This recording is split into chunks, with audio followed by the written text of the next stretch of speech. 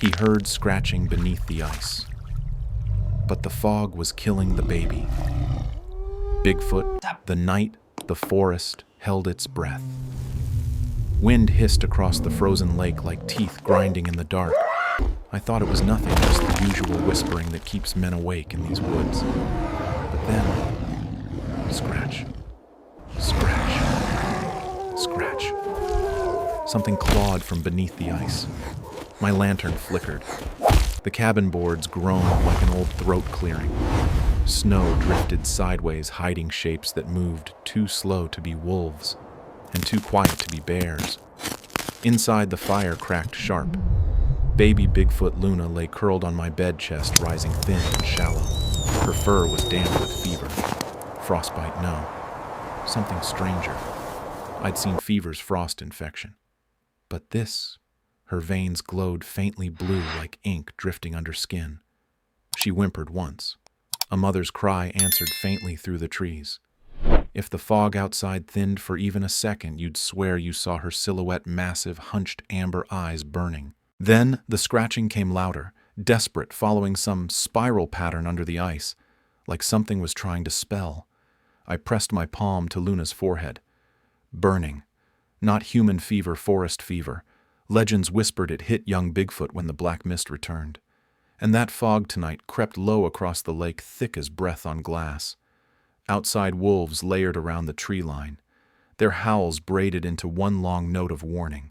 They weren't hunting. They were afraid. Lightning cracked purple and shattered the clouds. The lake glowed lines beneath the ice, curling inward like a spiral carved by claws older than memory. Then a scream. Not wolves, not human. High, terrified, cut short by a splash. Brum. The ice buckled, bending like skin stretched too tight. I swung open the cabin door. The hinge groaned like something warning me to stay inside. The storm lashed my face with glassy snow. The wind wasn't angry. It was afraid. The fog slithered across the lake, crawling on the ground like it had weight. From beneath the ice, something pounded. Boom, boom, boom. Not trying to escape.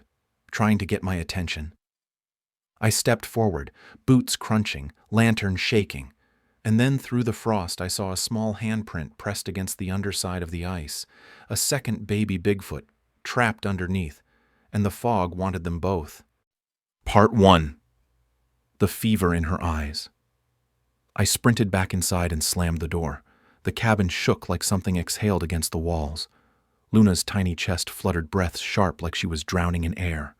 Her amber eyes glowed not gold, but violet streaked with pale frost. She stared at me, pupils trembling. No recognition, just instinct. I knelt beside her.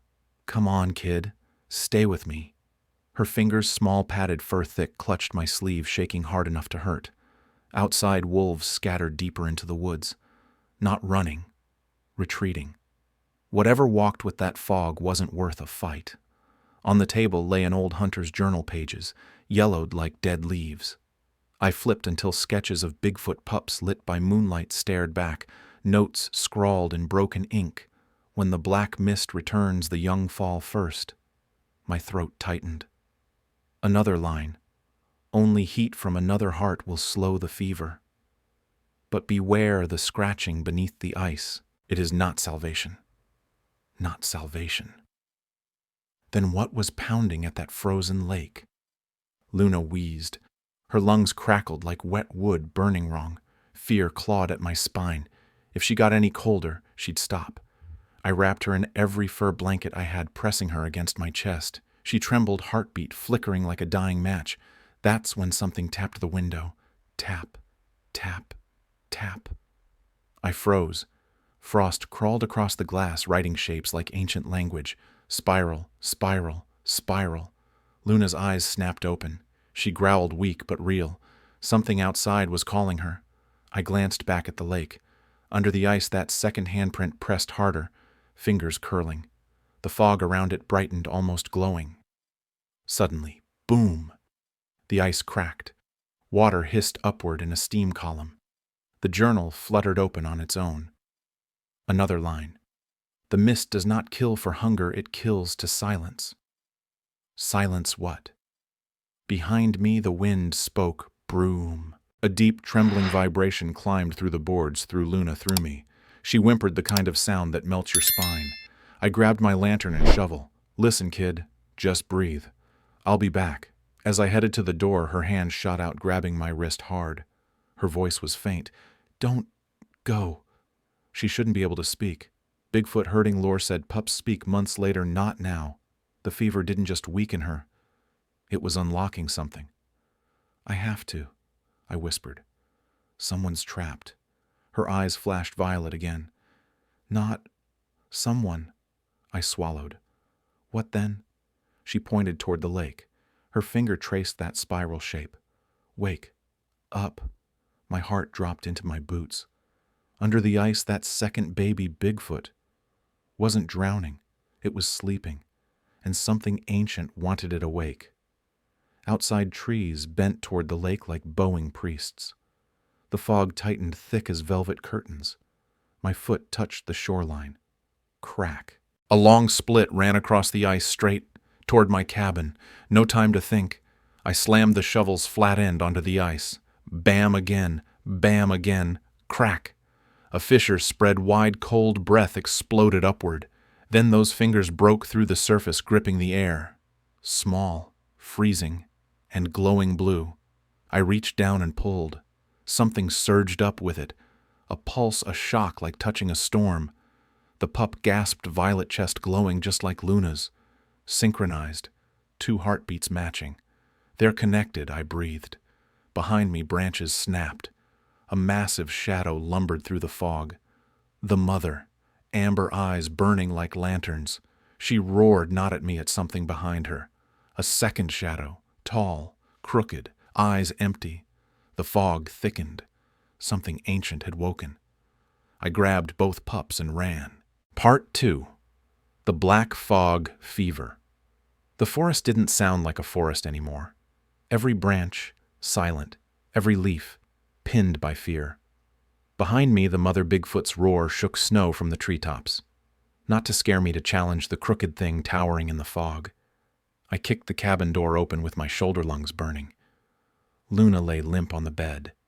Her violet veins pulsed brighter, matching the new pup's glow like they shared one heartbeat. When their fingers brushed both bodies, jolted like lightning inside veins. "What are you two?" I whispered. Boom. The cabin shook. Plates rattled. The mother's growl cut short. No creature that size stops roaring unless I pulled the curtains. The crooked thing stood half inside the fog body, bent wrong. Its arms hung too long, dragging like chains in snow. Violet mist poured from its ribcage, dripping into the earth, and the ground twitched like it hated the taste. The mother Bigfoot slashed across its chest, furious, desperate. No blood. Only fog spilled. The journal on my table quivered again, pages flipping like frantic wings. Black fog fever is not disease. It is signal. Their fever wasn't killing them. It was calling something. Outside, the crooked thing turned and stared directly at my window. Empty sockets glowing. Hollow hunger. I stepped back. The pups whimpered in harmony, same pitch, same fear. Their eyes pulsed faster. Violet veins streaked, branching up their faces. The journal snapped open to a charcoal sketch, 2 Bigfoot pups holding hands, glowing exactly like now. A scribbled warning: when 2 shine, the sleeper stirs. Sleeper. The spiral beneath the ice. My lantern dimmed. Shadows crept across the wall like fingers. Outside, wolves circled the crooked thing. They barked, snarled, teeth bared. It didn't flinch. It inhaled, and the wolves' howls were stolen mid-cry, vanishing into its ribs. Not eaten. Erased. Wind hammered the cabin. The latch jumped like a heartbeat. I grabbed the fireplace poker and planted myself between the pups and the door. Anybody touches these 2 goes through me. The smaller pup, newly rescued, lifted a shaking hand and pointed at the frozen lake. Not away. Toward. Back to the water, I whispered. There's something under. The ground moaned. The spiral we saw beneath the ice pulsed again, bright violet. The crooked thing turned from the mother. Its ribs opened, cracking like doors, and violet fog poured out, slithering toward the lake. It wasn't hunting. It was feeding the spiral beneath the ice. The mother Bigfoot slammed her fists into its spine, trying to stop it. She howled, not rage, begging. The fog thickened, funneling downward into cracked ice. The frozen lake glowed. Luna gasped. Her pulse spiked. Both pups pointed again toward the ice, desperate, terrified. They weren't afraid of drowning. They were afraid of what would wake if the fog finished feeding. The crooked thing raised both arms, calling more mist from the tree line. Trees wilted. Snow melted. The world hushed to a breath. Then, crash. The cabin wall dented inward. A massive handprint pressed the wood planks, bending like wet cardboard. The crooked thing had grown. It leaned close. Wood groaned. Its jaw split open sideways, violet steam pouring out. A voice like a dozen whispers crawled into my skull. 2 hearts, 1 key. No lips moved. It spoke inside my bones. Wake the sleeper. I staggered backward. The pups screamed raw, primal terror. Luna's veins ignited violet white, brighter than lightning. Her little chest arched off the bed. The second pup clung to her hand. Boom, boom, boom. The frozen lake pounded back, matching their heartbeats. Not a prisoner. A rhythm. A countdown. The crooked thing pressed harder against the wall. Boards splintered. Snowblast erupted inside. I threw myself between the kids, and the breech poker raised. If you want them, you fight me first. It tilted its head, studying. Mocking. Outside, the spiral beneath the ice flared like a violet sun. Something ancient stirred beneath. The mother roared, voice shaking snow from mountains. She charged, the crooked thing, teeth bared, and something else answered from deep beneath the lake. Broom. Deep. Ancient. Unhappy. The sleeper was waking. Part 3. The sleeper beneath snow exploded across the room as the crooked thing forced its arm deeper. The cabin's support beams screamed under the weight like bones grinding. I shoved the pups behind the stone hearth. My breath ghosted in front of me, frozen into pale ribbons. The sleeper under the lake pounded. Boom! Boom! Boom! The floorboards vibrated like a drum stretched too tight. Outside, the mother Bigfoot tackled the crooked thing's spine, but the fog answered her attack. Mist surged like tentacles, wrapping her arms, sinking into her fur. She roared, voice cracking from pain and fear. The crooked thing didn't look at her. It looked at me. 2 hearts. 1 door. Wake the sleeper. Its voice shivered through my skull, each syllable chewing memory. Then I saw it. The spiral beneath the ice rotating. Slower. It wasn't just waking something, it was unlocking something. The pups clutched each other, shaking.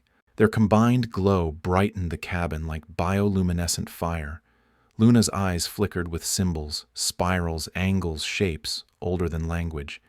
And then she spoke. Door, under, ice. I choked. You're just kids, how do you? The journal snapped open again, pages whipping like wings. When 2 pups glow, ancient memory returns. Memory of what another page Bigfoot are not born knowing this world. They remember it. The sleeper beneath the lake wasn't a monster. It was ancestral. Another boom. The ice cracked wider, violet light spraying upward. The crooked thing jammed half its head through the cabin wall. Its jaw split 6 ways, forked tongue tasting the air. Open. Door. Child. Luna shrieked, veins bright white. The second pup shook violently, matching her heartbeat. Their glow was the key to open the door beneath the ice. I grabbed both kids. No one's opening any door tonight. Outside, the mother Bigfoot roared again, her voice ragged, breaking. The fog burned into her fur, sizzling like acid. I lunged for the back window, shattering it with my elbow. Snow blasted in slicing skin. We tumbled out into the frozen dark. Wolves retreated as I passed. They knew something ancient had returned. The moon bled violet through the clouds. The crooked thing tore half the cabin roof away, rising taller, fed by fog. Its ribs pulsed, stretching into spines. Eyes expanded, reflecting the spiral. The lake glowed brighter. Broom! The sleeper hit the ice again, closer to surface. The mother Bigfoot staggered, blocking the crooked thing. Every hit she took drained her. I stumbled through the snow toward the lake. The pups pointed down at the spiral. Their combined glow made the ice vibrate. No, not tonight.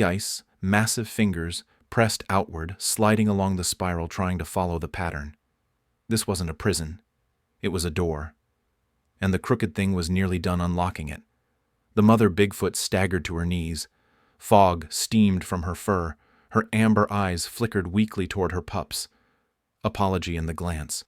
I shoved the poker back into the spiral's center. Clang. The ice vibrated. The crooked thing lunged. Hands like scythes, jaw splitting sideways, dripping thick violet mist. Before its claws connected, a howl answered. Not wolves. Bigfoot. Plural. The tree line erupted.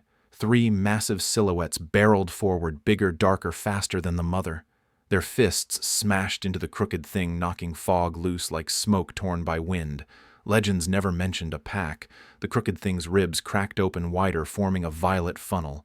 It inhaled, trying to drain the pack's voices, erase them. The pups screamed, glow intensifying, disrupting the pull. The crooked thing staggered, limbs shaking. Its gaze snapped to me, empty sockets blazing. One more rhythm, one more pulse. The sleeper pounded back. Broom, broom, broom. The spiral rotated to its final angle. The door was almost open. A massive shape pressed against the underside of the ice jaw, lined with fangs carved of frost. Luna grabbed my wrist hard enough to bruise. Break. The center. I raised the poker. The crooked thing unhinged its neck, launching like a spear. I slammed the poker down. Crack! The center of the spiral shattered. The violet energy shot upward, an explosion of light. The crooked thing screamed, fog vaporizing. Its limbs convulsed, ribs collapsing inward. The sleeper froze. Amber eyes dimmed, confused. Then faded beneath the dark. The spiral unraveled, threads dissolving across ice. The crooked thing fell backward, body collapsing like wet cloth. It melted into the fog and vanished between the trees, leaving only silence and a smell like burnt snow. The pack surrounded the mother, propping her up gently. She looked at me not as prey, as kin. The pups' glow dimmed to warm amber. Their breathing slowed, but Luna's gaze stayed on the lake, terrified. Because deep beneath black ice, those ancient amber eyes blinked once more. Not gone, waiting. The spiral, though shattered, pulsed faintly. Tick, tick, tick, not a door now, a countdown. Snow fell in silence, soft, guilty. The mother lifted the pups into her arms. One leaned back, touching my chest. A goodbye, a promise. Then the pack vanished into the blizzard. The ice behind me whispered with hair-thin cracks. This wasn't over. If you felt your heartbeat tighten tonight, tap like and subscribe. Tell me in the comments, would you break the spiral or open the door? As I turned back toward the destroyed cabin, I saw new tracks in the snow. Small, dozens, leading toward the deep woods. Baby-sized. Something else was awake.